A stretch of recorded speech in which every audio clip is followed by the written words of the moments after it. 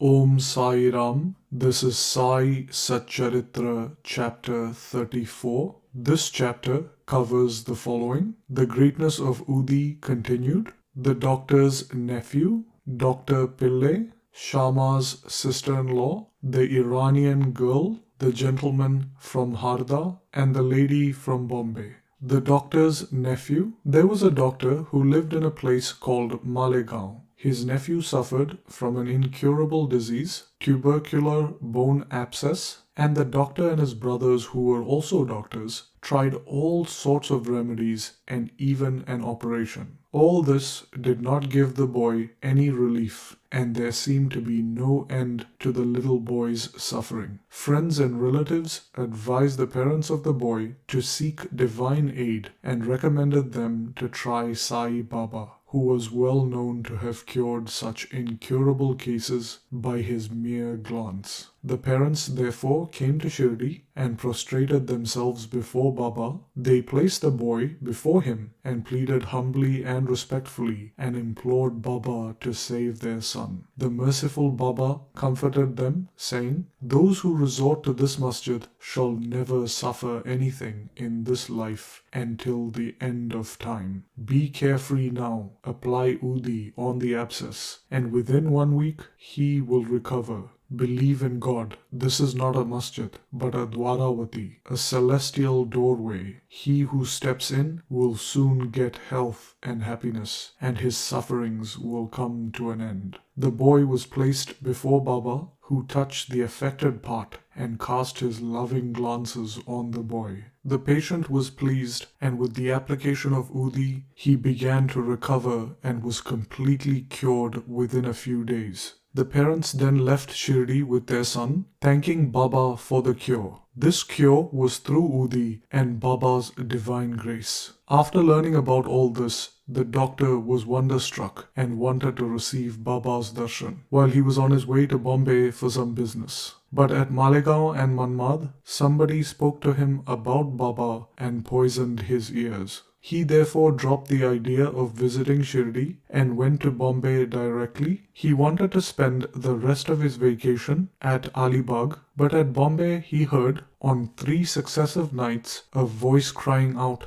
"You still don't believe me?" Then the doctor changed his mind and resolved to go to Shirdi. He had to attend to a case of viral fever in Bombay, which showed no signs of abatement. So he thought that his Shirdi trip would be postponed. He, however, proposed a test in his mind and said, "If the patient gets better today, I shall start for Shirdi tomorrow." The amazing thing was that at exactly the time he proposed the test in his mind, the patient's fever began to abate, and the patient's temperature soon became normal. Then he went to Shirdi with Baba's grace, received Baba's darshan, and prostrated himself before Baba. He stayed there for 4 days and returned home with Baba's Udi and blessings. His nephew's case had given him an opportunity to see Baba, and this gave him everlasting love for Baba's feet.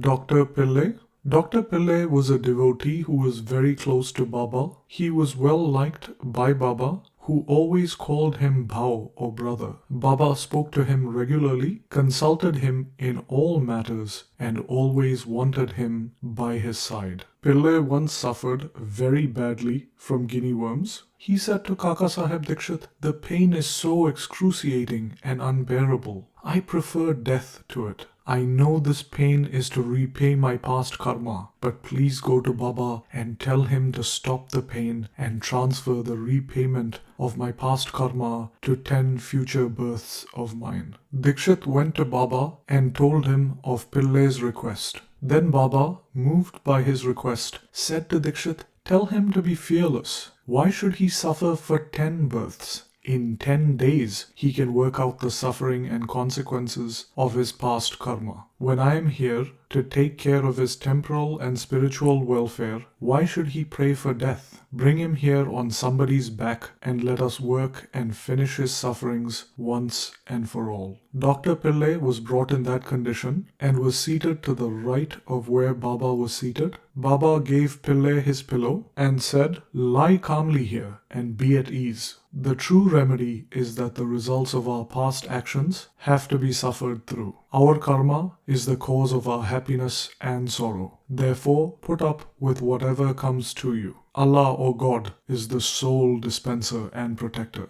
Always think of Him. He will take care of you. Surrender to His feet with body, mind, wealth, and speech, and then see what he does." Dr. Pillai told Baba that Nana Sahib had put a bandage over the leg, but he had gotten no relief from this. "Nana is a fool," replied Baba. "Take that bandage off, or else you will die. Now a crow will come and peck you, and then you will recover." While this conversation was going on, a man named Abdul, who cleaned the masjid, turned up. While he was attending to his work of cleaning, his foot accidentally fell upon Dr. Pillai's stretched out leg. The leg was already swollen, and when Abdul's foot fell upon it and pressed it, all the 7 guinea worms were squeezed out at once. The pain was unbearable, and Dr. Pillai bawled out loudly. After some time, he calmed down and began to sing and cry alternately. Then Pillai inquired when the crow was coming and when it was going to peck him. Baba said, "Did you not see the crow? He won't come again." Abdul was the crow. "Now go and rest in the wada and you will soon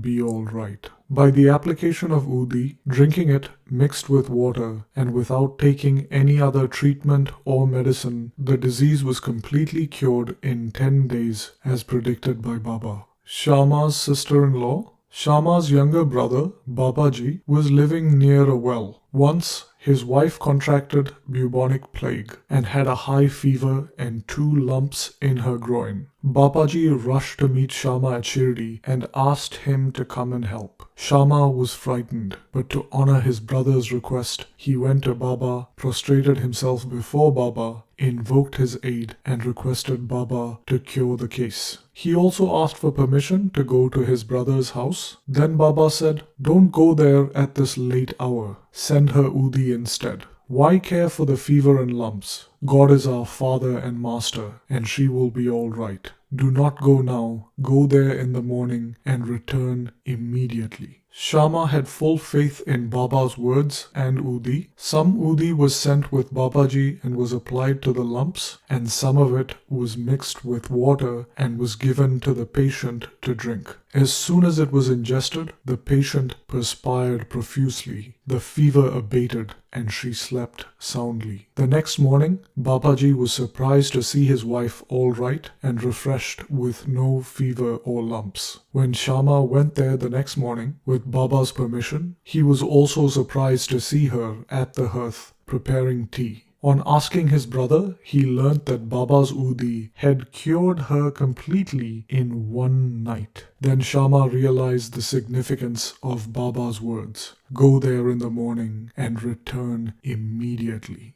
After having some tea, Shama returned and after bowing before Baba said, "Deva, what is this game of yours? You first raise a storm and make us restless and then calm it down and ease us." Baba replied, "You see, mysterious is the path of action. Though I do nothing, they hold me responsible for the actions which take place on account of Adrishta or destiny. I am merely its witness. The Lord is the sole actor and inspiration. He is also most merciful. Neither am I God or the Lord. I am His obedient servant and remember Him often. He who casts aside his egoism, thanks God and trusts Him entirely will have his shackles removed and will thus attain liberation." The Iranian girl.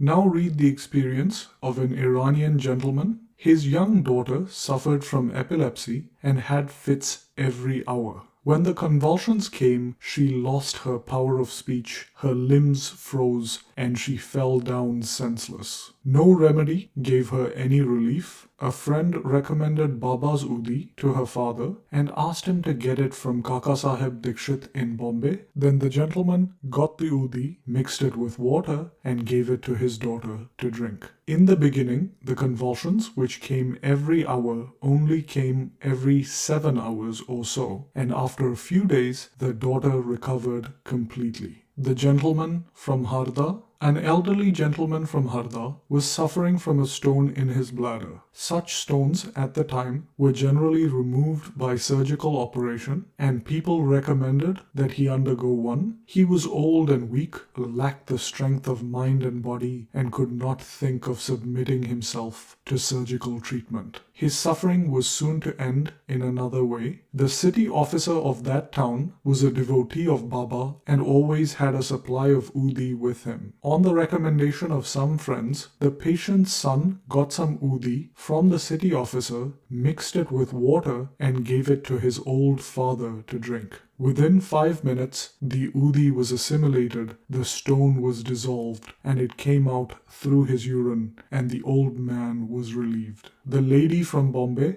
a woman from Bombay, always suffered terrible pain at the time of childbirth. She was very frightened each time she was pregnant and did not know what to do. Sri Rama Maruti of Kalyan, who was a devotee of Baba, advised her husband to take her to Shirdi for a painless delivery. When she next became pregnant, the couple came to Shirdi, stayed there for a few months, and worshipped Baba and got all the benefits of his company. After some time, the hour of delivery came, and as usual, there was obstruction in the passage from the womb. She began to suffer labor pains and did not know what to do, but began to pray for relief. In the meantime, a few women from the neighborhood turned up and after invoking Baba's aid, gave her an Udi mixture to drink. In 5 minutes, the woman delivered safely and painlessly. The child was stillborn according to its fate, but the mother, who got rid of the anxiety and pain, thanked Baba for the safe delivery and always remained grateful to him. Bow to Sri Sai, peace be to all. And this brings us to the end of Sai Satcharitra chapter 34.